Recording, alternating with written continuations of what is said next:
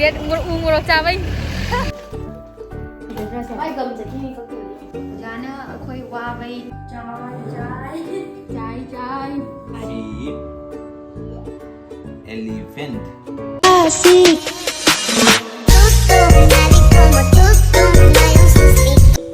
Siga ko pujana nungan baga hadi lunch so ema mojim da chaminer sena kawriba ko mathen ga mayam tawle ra menga thong basu irom basu tawle ma du da prakash hodi mon cha ga re cha ga ba hol kare ba koina moi han cha ro na ha re ba to siga kana pujana iron le ba ko iron base khu haw ma cha de ba.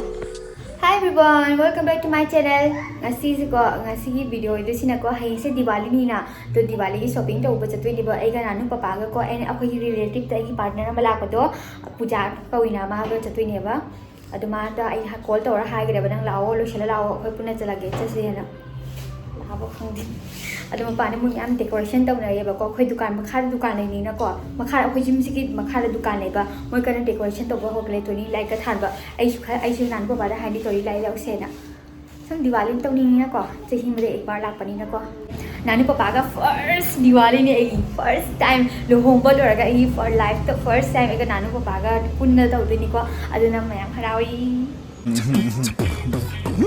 doi ba duna like mi thala ga doi oje lo shamdi lore ko smile de to normal ke do tu no ko ke ra ko ma ora ba ni budi le sabi re dikite or style ai le sabi re smile ni Pero nanu ba yo solo de ba. Music. Lagi pari. Sheep. Elephant. Polar bear. Monkey. Hippo.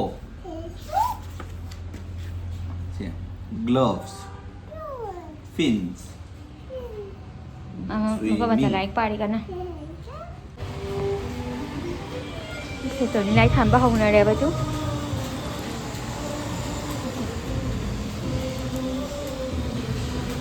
Đang đi phải lôi ra ní he. Giá cổ cái này nè bác. Ui. Bang. Ai video nami ko. Ai video nami. Video nami. Silo. Siya.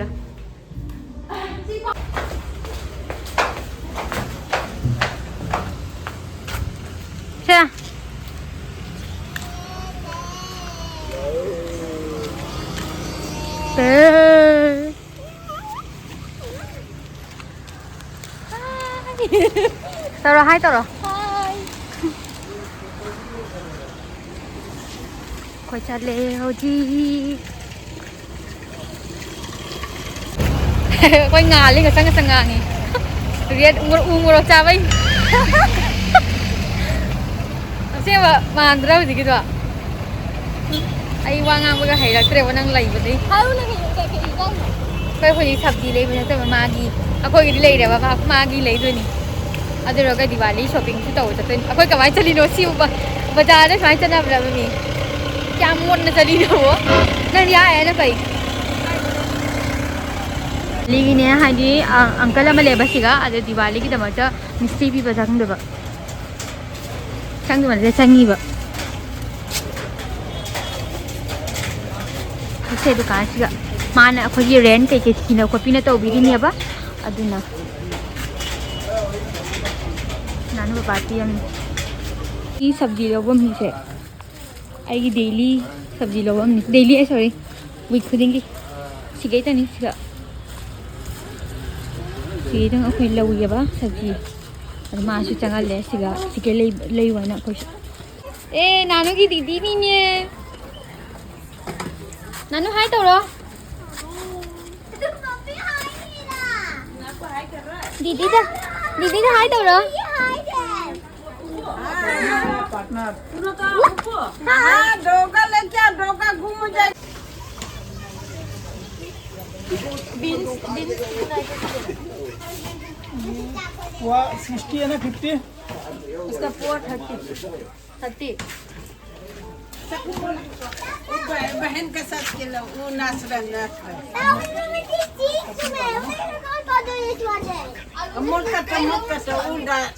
क्या हाल हो गया सिका कोई को दिया गा ले के मैम खाली ने को मैम डिजाइन तौनी बद ले सिंग बो खुतांग बो जिदा नानु पापा ना पाइ बो ले दो खुतांग दो ले रोय हाय बा जाम फजब जौसनते बा अखोइनी याम पाम जंद्रे बा को आइदि पोचै दो याम नौरे बा द कोइ दुम लौद्रे कैंसल तौरे अदुगी के लाइट्स मैम खल्ले बा कम लो सेम अदु से पारि बा लाइट्स जुने खुतांग वा चादि खितंग दुतंग तांगे बा लुपा चाउंगा चाट्रु दुमाय तारि बा अदुना अदु सिके नानु सेन तौ जो सिके बार्बी डॉल से मा हांगु हांग मा पाइगे हाइदिनि बा पाइबदो मा लथो रांगदो हांगदोगा पाइवे अदुदो अइनासु लेनिंद्रिबा गइमादि को मा लेबगा को जुम जोबगने दो मवा लौरदो सानारोय मासे ngahang aha kitane baduna leibidreba magi sanapot na jum sika paire ko ka ngawi sanapot jamani namra toisong ningai khukan na toisong ko smart bazar la ine ba khang lame ne phangi ba do khitang changu se na ko changai ne ba nanu son ja khai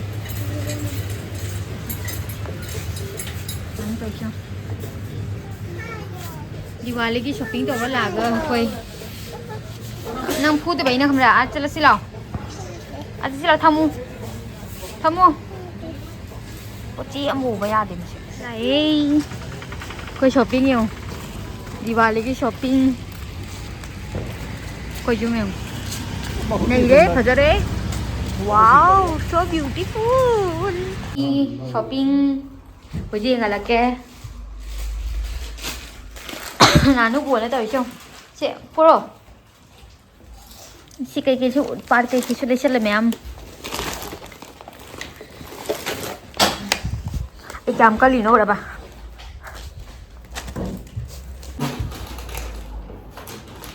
Sina ai thi show da phang na bai. Mất. Không một xin rồi. Lấy u nè. Ai sina beson. Besan, sorry. Agi favorite. Sina agi samjet. Sina yakulara.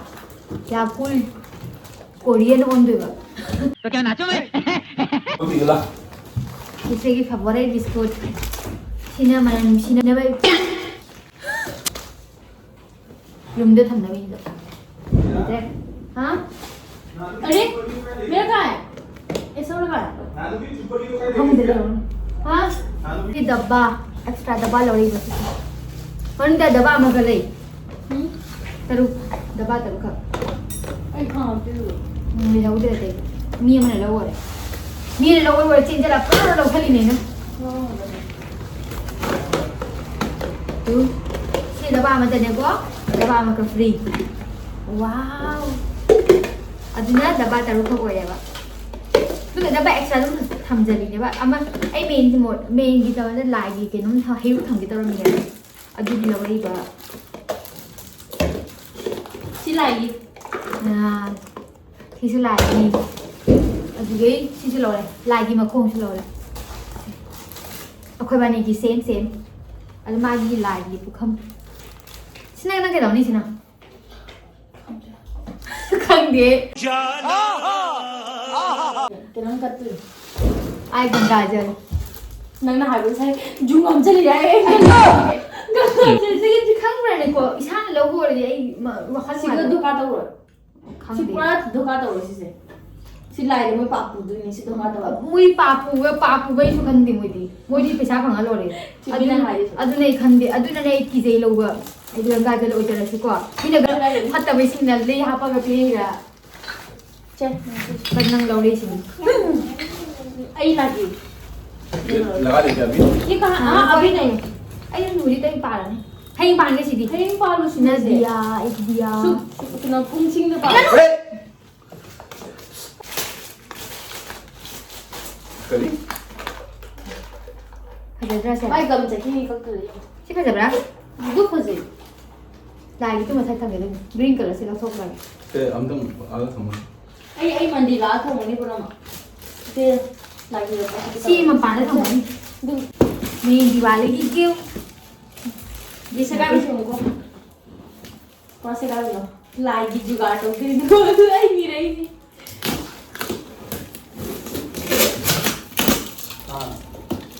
हाँ वो तो उसको बात है आगे हंगाम अरे कुछ भी लिख दो ना कौन पूछ रहा है वो तो मेरे भी कुछ भी लिख से लाइट और ये लाइट वो तो मैं सीनियर तो साइन करेगा जेरूम ने माइट सीनियर साइन करेगा लोरे सिने जेरूम तो जेरूम से क्या सुनते हो फिर लाई नाता अखोई नि सजाइबा हौरनी को नानी को पानी सजाइरनी अखोई बानी की को पुन्ना मागी हसेल थबक तब ड्यूटी दे चखरेबा मागी सेट और कपुने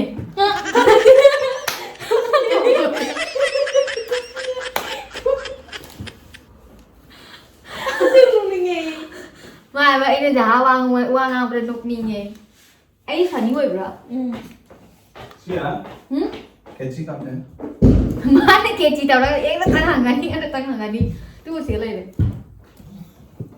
cái gì nó sẽ मेरी मर्जी ấy khác mà ấy post cái chân trả rồi nó cái gì design đó đấy có ai cái sẽ lại sẽ cái pa lẹ ba sẽ lại sẽ sẽเอาค่อยเนี่ยไอ้เนี่ยเดี๋ยวเสียลายมันจะมาป่าแล้วแล้วก็จะมาป่าแล้วมุดเด็กคนชิ้นโตจะลิฮะนะก็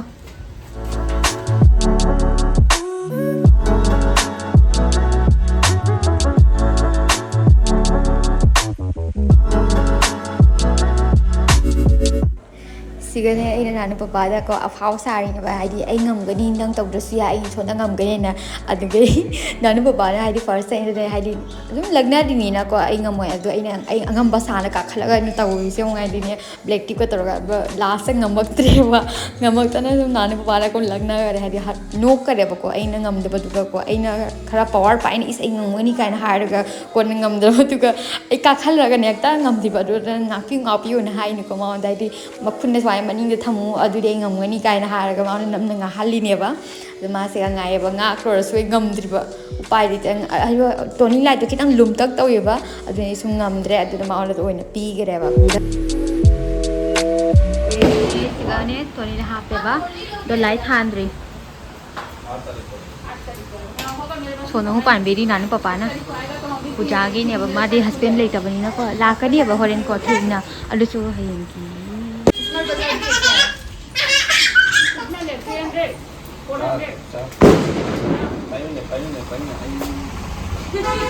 Bây có anh mới sang sẽ khai lại con đây có ai đi ở khối finally có final look anh là cái con cháu thật chứ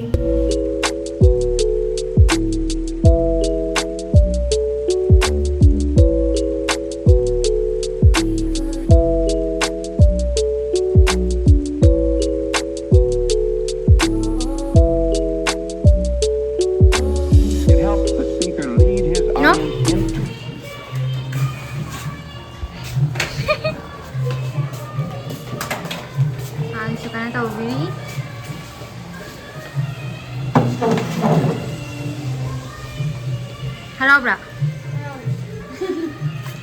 chả thấu ghê mai mới sạch sẽ thật ra rồi wow thật ra đấy chứ